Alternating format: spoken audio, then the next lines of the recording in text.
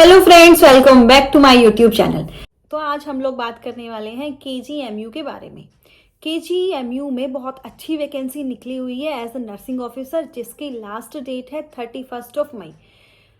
मैं आशा करती हूँ कि सब लोगों ने फॉर्म फिल कर लिया होगा। लास्ट डेट तक का वेट किसी ने नहीं किया होगा, लेकिन अब मेरी इस वीडियो को हर कोई देख रहा होगा, फ्रेशर भी और जो कोचिंग ले चुका है वो भी, और जो ऑलरेडी कहीं वर्किंग है उसको केजीएमयू चाहिए वो भी। तो आपकी एक स्ट्रैटेजी होनी चाहिए केजीएमयू को क्रैक करने के लिए। आप सबकी तैयारी बहुत अच्छे से चल रही होगी एग्ज़ाम के लिए। बहुत ज़्यादा कंपटीशन डे बाय डे बढ़ रहा है। आपको जहाँ पे जैसे जो जॉब मिल जाए, गवर्नमेंट जॉब है, कोई नहीं छोड़ेगा। आपको जहाँ जैसी जो भी गवर्नमेंट जॉब मिल जाए उसको पकड़ लो, फिर अपनी सेटिस्फाइंग जॉब के लिए तैयारी करते रहो। पहले फर्स्ट ऑफ ऑल हम लोग बात कर लेते हैं कि एग्ज़ाम आएगा कैसे, कितने क्वेश्चन आने हैं, कितनी नर्सिंग एंड कितनी नॉन नर्सिंग। तो जो एग्ज़ाम है वो आपका सीबीटी भी हो सकता है एंड पेन पेपर बेस्ड भी हो सकता है। ये अभी फाइनल नहीं है कि आपका पैटर्न क्या होगा एग्ज़ाम का, लेकिन इससे कोई फ़र्क भी नहीं पड़ना चाहिए आपकी तैयारी को लेके। अपनी अब तैयारी अपना बेस्ट लेवल की रखो कि एग्ज़ाम कैसा भी आए, किसी भी मोड पे आए, आप अपना बेस्ट दोगे। फिर कितने क्वेश्चंस आएंगे? 100 क्वेश्चंस का ये एग्ज़ाम होने वाला है। 80-20 का रेशो नहीं है इसमें। मोस्ट इंपॉर्टेंट कि जो बॉयज़ बहाना लगा देते हैं कि इसमें 80-20 रेशो था, इसमें कोई 80-20 रेशो नहीं है। 100 मार्क्स का क्वेश्चन होगा। 60 मार्क्स की नर्सिंग आएगी, 40 मार्क्स की नॉन नर्सिंग आएगी। अब नर्सिंग वालों की नर्सिंग तो हो जाएगी स्ट्रॉन्ग, और 40 मार्क्स में थोड़ा डगमगा जाएंगे। 40 मार्क्स में से अगर ठीक है भाई 3 से 4 इसमें एक्स्ट्रा सब्जेक्ट्स आ रहे हैं, जैसे मैथ है, इंग्लिश है, रीजनिंग है, जीके आ रहा है, आपकी चारों नहीं स्ट्रॉन्ग हो सकती। होता है भाई किसी किसी बच्चों की नहीं पूरे चारों में वो पूरा 100% दे पाते, लेकिन अगर आपकी इंग्लिश अच्छी है या रीजनिंग अच्छी है, आप उसमें तो अपना 100% दे सकते हैं। आप अपनी इंग्लिश की रीजनिंग की तैयारी इतना बेस्ट लेवल की रखो कि जो आप पोर्शन छोड़ के आ रहे हो मैथ का, उसके मार्क्स आपके इसमें कवर हो जाएं। अपनी ज़्यादा से ज़्यादा प्रैक्टिस करनी है रीजनिंग की, इंग्लिश और जीके। जीके में करंट अफेयर और थोड़ी बहुत यूपी वाली जो जीके है अपना वो कवर कर लेना। करंट अफेयर में हेल्थ से रिलेटेड, वॉर से रिलेटेड अपने वो सब आपको कवर करनी है। और रीजनिंग में according decoding, blood relation, sequence वाले क्वेश्चन एक्सेट्रा, वो सब आपको कवर करनी है। ज़्यादा से ज़्यादा प्रैक्टिस करनी है। आपको एक अपनी स्ट्रैटेजी मेंटेन करके रखनी है जब तक एग्ज़ाम नहीं हो जाता, कि जब भी एग्ज़ाम हो, 1 महीने में हो या 2 महीने में हो, आपकी स्ट्रैटेजी आपकी मेंटेन रहनी चाहिए। इट्स अप टू यू कि आप डे बाय डे की स्ट्रैटेजी बनाने में कंफर्टेबल हैं या अपनी वीकली। आपको अपना एक टारगेट सेट करना है कि मुझे आज इतना सिलेबस कवर करना है, मुझे आज इतने क्वेश्चंस करने हैं। या आपका वीकली वाला हो सकता है कि आपको वीक में इतना कवर कर देना है। आपको डेली पढ़ना है। इट्स अप टू यू कि आप कितने आवर्स कंफर्टेबली अपना बैठ के पढ़ सकते हैं, कितने आपके सिटिंग आवर्स हैं। आपको कोचिंग लेनी है या सेल्फ स्टडी करनी है।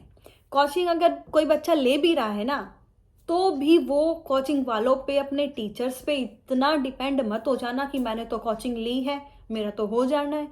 नहीं, सेल्फ स्टडी इज मस्ट। बिना सेल्फ स्टडी के ओनली स्पून फीडिंग से कुछ नहीं होता। आपको सेल्फ स्टडी तो भी करनी पड़ेगी।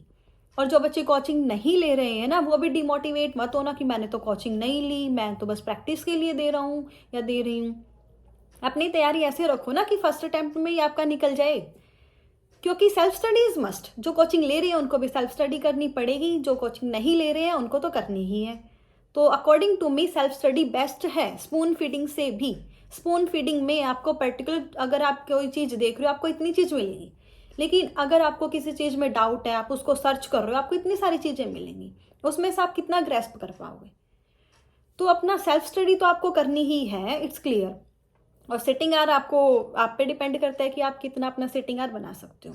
और मॉक टेस्ट तो दो, अकॉर्डिंग टू मी। अगर आप मॉक टेस्ट दे रहे हो ना तो बहुत अच्छी बात है। इससे आपकी जो नेगेटिव मार्किंग होती है वो आपकी कंट्रोल में आएगी, टाइम मैनेजमेंट आपका होगा, और हर तरीके के क्वेश्चंस, अगर आपको एक 100 क्वेश्चंस में पूरी नर्सिंग नॉन नर्सिंग में अगर आपका माइंड घूमेगा तो आपका माइंड भी उसी लेवल का काम करेगा जो आपका एग्जाम में करने वाला है। तो मॉक टेस्ट भी देना चाहिए। डेली के 500 क्वेश्चंस की प्रैक्टिस करो, नर्सिंग के भी और नॉन नर्सिंग भी। तो जब आप डेली सुबह उठ रहे हो ना, तो आप येस्टरडे में जो आपने पढ़ा है उसको कम से कम 10 से 20 मिनट उसी को देना चाहिए। Revision is must. रिवाइज आपको करना है, जो भी आपने पास्ट डे में पढ़ा है उसको दोबारा रिवाइज करो। कितना ही टाइम लगना है, 10 से 20 मिनट लग जाएंगी, लेकिन आपको एक अलग ही कॉन्फिडेंस होगा। आप करके देखना इस चीज़ को। अगर आप नेक्स्ट डे अपना पढ़ रहे हो वही चीज़ जो आपने यस्टरडे पढ़ी है, उसको एक रिवाइज कर रहे हो 10-15 मिनट में, आपको एक अलग ही कॉन्फिडेंस होगा कि हाँ, वो आपका एकदम से सब क्लियर है। फिर अपना नेक्स्ट कुछ अगला पढ़ना शुरू करना है।